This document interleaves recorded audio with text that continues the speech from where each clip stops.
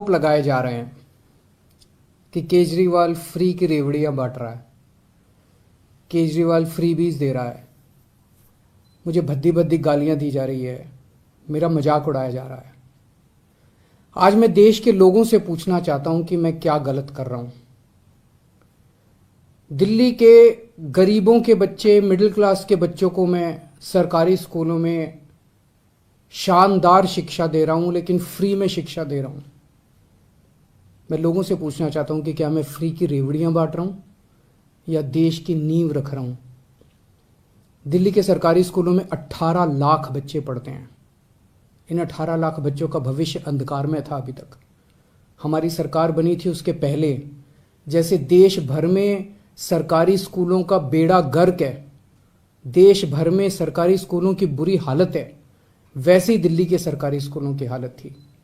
पढ़ाई होती नहीं थी, सरकारी सारे स्कूल टूटे फूटे पड़े थे, दीवारें टूटी हुई थी, छतें छू रही थी, ब्लैक बोर्ड था नहीं, डेस्क नहीं थे, नीचे बैठे रहते थे बच्चे, उनकी कोई पढ़ाई नहीं होती थी। 18 लाख बच्चों का भविष्य बर्बाद था। आज अगर हमने इन 18 लाख बच्चों का भविष्य अच्छा कर दिया, अगर मैं इन बच्चों को अच्छी शानदार शिक्षा दे रहा हूं लेकिन फ्री में दे रहा हूं, तो मैं क्या गुनाह कर रहा हूं। सरकारी स्कूलों में पहली बार आजादी के बाद से पहली बार 75 साल में पहली बार 99% से ज्यादा नतीजे आए हैं। मैं अगर अपनी बड़ाई खुद करूं तो कहा जाएगा कि केजरीवाल खुद अपनी बड़ाई कर रहा है, लेकिन नतीजे 99% से ज्यादा नतीजे आए हैं सरकारी स्कूलों के। प्राइवेट स्कूलों को भी पीछे छोड़ दिया। पिछले कुछ सालों में 4 लाख बच्चों ने दिल्ली के प्राइवेट स्कूलों से नाम कटा के सरकारी स्कूलों में भर्ती हुए हैं। ये कोई छोटी बात नहीं है। आज गरीबों के बच्चे आईआईटी के अंदर कंप्यूटर, मैकेनिकल इंजीनियरिंग की पढ़ाई पढ़ रहे हैं, नीट के पेपर पास करके डॉक्टरी की पढ़ाई पढ़ रहे हैं। एक लड़का है गगन, उसके पिताजी कार्डबोर्ड बनाने, गत्ते के डिब्बे बनाने की फैक्ट्री में मजदूरी का काम करते हैं। कोरोना में वो नौकरी भी छूट गई, 15,000 रुपए महीने कमाया करते थे। आज गगन का एडमिशन आईआईटी धनबाद में कंप्यूटर इंजीनियरिंग में हुआ है। उससे पूछ के देखिए कि क्या केजरीवाल फ्री की रेवड़ियां बांट रहा है या देश का भविष्य बना रहा है। ऐसे हजारों बच्चे हैं जिनका भविष्य आज सुनहरा किया हम लोगों ने। यह काम 1947 में हो जाना चाहिए था, यह काम 1950 में हो जाना चाहिए था, जो आज हम कर रहे हैं। आज हम लोग देश की नींव रख रहे हैं। ये रेवड़ी नहीं है, ये देश की नींव की में एक एक ईंट रख रहे हैं हम लोग। आज दिल्ली के सरकारी अस्पताल हमने शानदार कर दिए। दिल्ली में शानदार मोहल्ला क्लिनिक बना दिए जिनकी चर्चा पूरी दुनिया में हो रही है। पूरी दुनिया के अंदर दिल्ली एक वो चुनिंदा शहर है जहां पे दिल्ली की 2 करोड़ जनसंख्या, एक एक आदमी का इलाज मुफ्त है। एक एक आदमी का, 2 करोड़ लोग रहते हैं दिल्ली में, एक एक आदमी का इलाज मुफ्त है, चाहे वो गरीब हो चाहे अमीर हो। हम ये नहीं पूछते कि कौन सी जात का है, कौन सी धर्म का है, अमीर है, गरीब है, आदमी है, औरत है, छोटा है, बड़ा है, जो भी आदमी है हर एक का इलाज मुफ्त है। 30 लाख, 40 लाख, 50 लाख रुपए का भी अगर उसका ऑपरेशन का खर्चा आएगा, उसकी सारी दवाइयां, उसके सारे टेस्ट, उसके सारे डायग्नोस्टिक्स, सब कुछ उसका मुफ्त होता है। सारे मोहल्ला क्लिनिक्स के अंदर उनका इलाज मुफ्त होता है। क्या मैं ये फ्री की रेवड़ियां बांट रहा हूं? आज दिल्ली के अंदर अगर किसी का एक्सीडेंट हो जाए, हमने एक फरिश्ते स्कीम बनाई है, अगर किसी का एक्सीडेंट हो जाए तो उसको हमने कहा है कि उसको नियरेस्ट अस्पताल में ले जाइए। आसपास जो भी अस्पताल हो, चाहे कितना भी महंगा अस्पताल क्यों ना, उसे उठा के ये नहीं सोचना कि मैं कभी उसे नियरेस्ट अस्पताल में ले जाइए। उस आदमी को ठीक करने का सारा खर्चा दिल्ली सरकार देती है।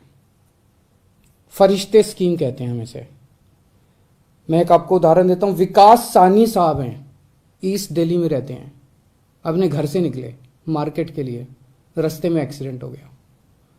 भगवान की कृपा थी कि उधर से अंतुल कोहली जी गुजर रहे थे, उन्होंने उनको उठाया और वो उनको अस्पताल ले गए। उस छोटे अस्पताल ने उनको फोर्टिस में रेफर कर दिया क्योंकि चोट बड़ी गहरी थी। फोर्टिस अस्पताल में उनका 5 लाख रुपए का खर्चा आया। सारा खर्चा दिल्ली सरकार ने दिया। 13,000 से ज्यादा लोगों की जान बचा चुके हैं अभी तक हम। इन 13,000 लोगों के परिवार वालों से पूछिए कि क्या केजरीवाल फ्री की रेवड़ियां बांट रहा है या पुण्य का काम कर रहा है, धर्म का काम कर रहा है। आज दिल्ली के एक एक परिवार को हम फ्री बिजली दे रहे हैं, 200 यूनिट बिजली फ्री दे रहे हैं। पंजाब में हमने 300 यूनिट बिजली फ्री देनी चालू की है। ये कहते हैं केजरीवाल फ्री में बिजली क्यों दे रहा है। मैं इनसे पूछना चाहता हूं, तुम्हारे मंत्रियों को कितनी फ्री में बिजली मिलती है? तुम्हारे मंत्रियों को 4-4, 5-5 हजार यूनिट, तुम लोगों को 4-4, 5-5 हजार यूनिट बिजली फ्री मिलती है, तब ठीक है। लेकिन गरीब जनता को अगर मैंने 200 यूनिट, 300 यूनिट बिजली फ्री दे दी तो तुम्हें बड़ी तकलीफ होती है। आज दिल्ली के अंदर हमने फ्री में लोगों को योगा कराना चालू किया। 17,000 लोग दिल्ली में, हम उनको फ्री में टीचर भेजते हैं। रोज सुबह हमारे 500 से ज्यादा टीचर फ्री में जगह जगह लोगों को योगा कराने जाते हैं। हमने दिल्ली में सबकी दवाइयां सब कुछ फ्री कर दिया, टेस्ट फ्री कर दिए, इलाज फ्री कर दिया। लेकिन हमारा मकसद है कि कोई बीमारी नहीं पड़ना चाहिए, उनको योगा सिखाते हैं हम लोग। 17,000 लोगों को हम योगा सिखा रहे हैं, डेली फ्री में योगा टीचर भेज रहे हैं। बताइए क्या गलत कर रहे हैं? आज मैं दिल्ली में हजारों लोगों को फ्री में यात्रा करा चुका, हजारों बुजुर्गों को, लगभग 45,000 से ज्यादा बुजुर्ग तीर्थ यात्रा कर चुके हैं। अयोध्या जी गए, हरिद्वार ऋषिकेश गए, मथुरा वृंदावन गए, शिरडी बाबा गए, रामेश्वरम जी गए, पुरी जी गए, पता नहीं कहां कहां हम लोगों ने उनको फ्री में तीर्थ यात्रा कराई है। तीर्थ यात्रा कराने का तो पुण्य होता है। और ये लोग कह रहे हैं, ये लोग मुझे गालियां दे रहे हैं, कह रहे हैं केजरीवाल फ्री में रेवड़ी बांट रहा है। आज महिलाओं को हम दिल्ली में फ्री में ट्रांसपोर्ट, फ्री में उनको हम बसों में ट्रांसपोर्ट दे रहे हैं। मेरा क्या कसूर है? जो लोग मेरे को गालियां दे रहे हैं उन्होंने हजारों करोड़ रुपए खर्च करके अपने लिए प्राइवेट प्लेन खरीदा है। हजारों करोड़ रुपए खर्च करके अपने लिए शानदार हवाई जहाज खरीदे हैं इन्होंने। केजरीवाल अपने लिए हवाई जहाज नहीं खरीदता। केजरीवाल अपनी मां बहनों का सफर, उस पैसे को बचा के मां बहनों का सफर फ्री करता है। बताइए केजरीवाल क्या गलत कर रहा है? पढ़ा लिखा हूं मैं, इंजीनियरिंग में डिग्री करी है, मैंने अकाउंटिंग की भी पढ़ाई करी है, कानून की भी पढ़ाई करी है, और असली डिग्री है मेरी, डिग्री भी फर्जी नहीं है। सब कुछ समझता हूं। आज इतनी चीजें फ्री करने के बाद भी दिल्ली का बजट फायदे में चल रहा है। ये मैं नहीं कह रहा। अभी थोड़े दिन पहले सीएजी की रिपोर्ट आई है, और सीएजी की रिपोर्ट ने कहा है कि 2015 के बाद से, जब से केजरीवाल की सरकार आई है, तब से दिल्ली का बजट नफे में चलने लगा। उसके पहले घाटे में चलता था। तो बजट भी नफे में चल रहा है। कोई नया टैक्स नहीं बढ़ाया, भ्रष्टाचार खत्म कर दिया। भ्रष्टाचार खत्म करके जो इतना पैसा बचा, उससे अगर अब मेरे अपने लोगों की मैंने इतनी सहूलियतें दे दी, तो बताइए मैंने क्या गलत किया? मैं बताता हूं आपको फ्री की रेवड़ी क्या होती है, और मैं बताता हूं आपको इस देश में फ्री की रेवड़ी कौन बांट रहा है। एक कंपनी है बहुत बड़ी, उस कंपनी ने लोन लिया कई बैंकों से,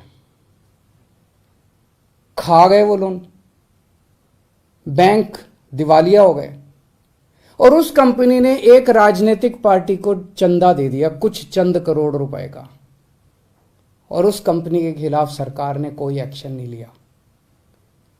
ये फ्री की रेवड़ी है। जब आप अपने दोस्तों के हजारों हजारों करोड़ रुपए के लोन फ्री में माफ कर देते हैं, ये फ्री की रेवड़ी है।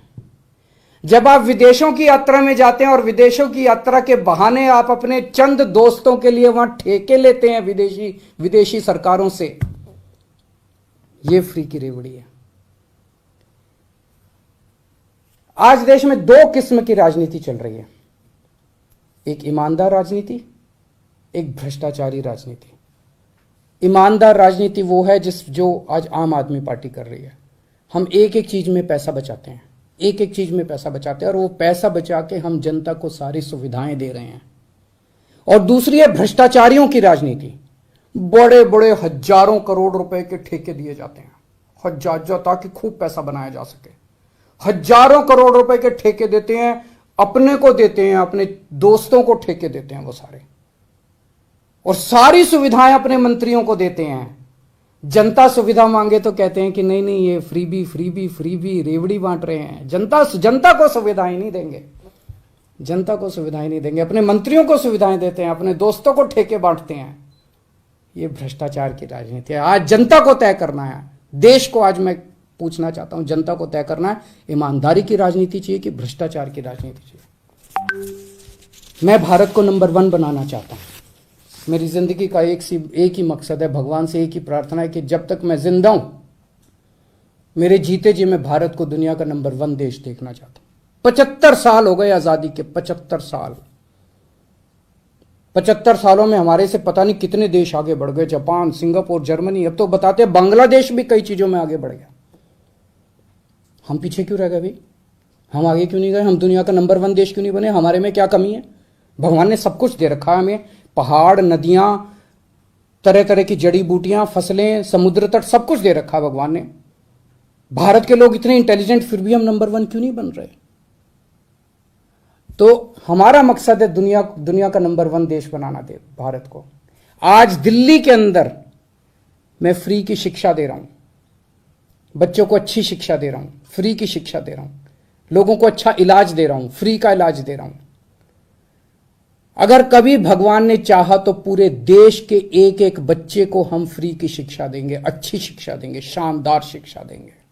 देश के एक एक व्यक्ति को हम अच्छा इलाज देंगे, फ्री का इलाज देंगे, शानदार इलाज देंगे। इससे देश की नींव रखी जाएगी। ये काम 1947 में, 1950 में हो जाना चाहिए था। और जब तक हम अपने देश की नींव नहीं रखेंगे, जब तक हमारी नींव मजबूत नहीं होगी, तब तक भारत दुनिया का नंबर 1 देश नहीं बन सकता। हम भारत के अंदर कैपेबिलिटी है, कैपेसिटी है आगे बढ़ने की, लेकिन उसके लिए हमें एक ईमानदार राजनीति की जरूरत पड़ेगी। नमस्कार।